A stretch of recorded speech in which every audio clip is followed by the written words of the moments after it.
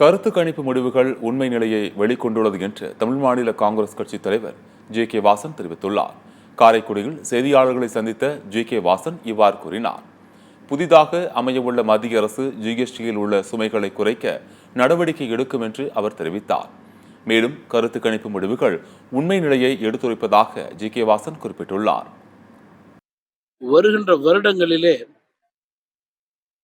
5வது நாடாக இருக்கிறது. வருகின்ற வருடங்களிலே 3வது நாடாக மாறுவதற்கான நல்ல சூழலை பிரதம அமைச்சரும் நிதி அமைச்சரும் ஏற்படுத்தியிருக்கிறார்கள்.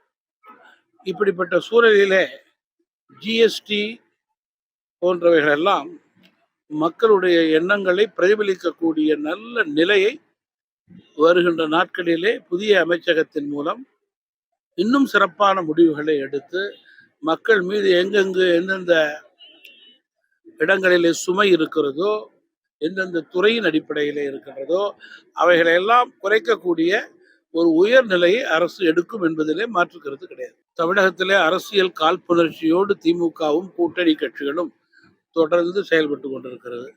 பிரதம அமைச்சருடைய ஒவ்வொரு வார்த்தையையும் தனி அர்த்தம் கற்பித்து அந்த வார்த்தைக்கு அவர்களே ஒரு விளக்கம் கொடுத்து தவறாக சித்தரித்து பத்திரிகையிலே செய்தி கொடுப்பது தேர்தல் நேரங்களிலே அவர்களுக்கு வழக்கமாகிவிட்டது, பழக்கமாகிவிட்டது.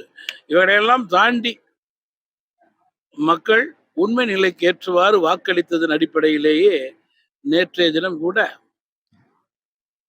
கருத்து கணிப்பிலே ஓரளவுக்கு உண்மை நிலை வெளிவந்திருக்கிறது.